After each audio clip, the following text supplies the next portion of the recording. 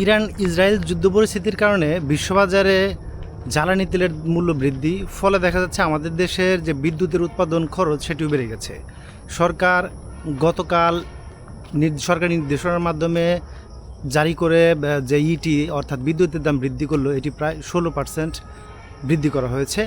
আসলে বাস্তব চিত্র কতটুকু প্রতিফলিত হবে সেটি আমরা বিল আসলেই বুঝতে পারবো।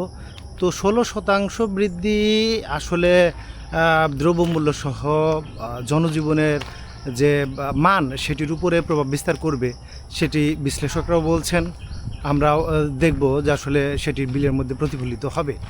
তো এই যে জ্বালানি তেলের বৃদ্ধির ফলে এখন বিদ্যুতের দাম বেড়ে গেল, এতে কিন্তু গ্রাহক পর্যায়ে এক ধরনের ভোগান্তি সৃষ্টি হবে। দেখা যাবে যে তাদের আয় কিন্তু আসলে সেভাবে বাড়েনি।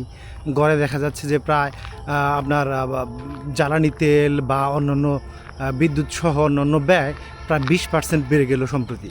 তো 20% বেড়ে গেছে ব্যয়, কিন্তু আয় সে তুলনায় বাড়েনি, বৃদ্ধি হয়নি। তাহলে এই যে সাধারণ মানুষ, খেটে খাওয়া মানুষ, দিন মজুর মোটেরা, এরা কিভাবে তাদের নিত্য প্রয়োজনীয় জিনিসপত্রের দাম তাদের ইনকাম দিয়ে মেটাবে, সেটি আসলে দেখার বিষয়। তো জ্বালানি তেলের দাম আরেক দফা বেড়েছে বিশ্ববাজারে। তো দেখা যাবে যে এই চাপটা ধীরে ধীরে বাংলাদেশ সহ মধ্যপ্রাচ্যের অন্যান্য দেশেও প্রভাব বিস্তার করবে। তো আমাদের জন্য এটি একটি অ্যালার্মিং বিষয় যে সরকার ভর্তুকি দিচ্ছিল, কিন্তু সেই ভর্তুকিটি এখন আর দিতে পারছে না। ফলে সেটি কিন্তু জনসাধারণের উপরে এসেই পড়ল।